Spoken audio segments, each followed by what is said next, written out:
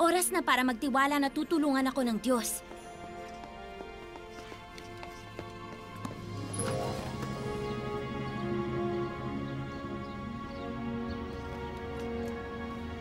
Mrs. Quantum, may mga tumawag ba sa inyo na magbebenta ng mga gamit nila?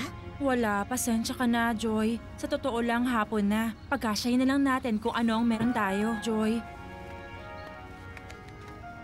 Sigurado kang ayaw mong kunin yung first edition Geyserman versus Magmazilla ko? Kikita ka rin doon ng mga ilang dolyar. Kumilos na tayo at magtiwala na ang Diyos ang magkakaloob. Guys, tingnan niyo! Margaret! Uy! Gumawa ka pala ng handmade the birdhouse. Joy! Dadaling ko dyan ang mga sculpture ko!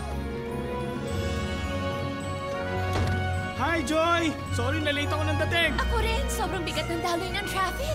Uy, wow! Hindi ako makapaniwala!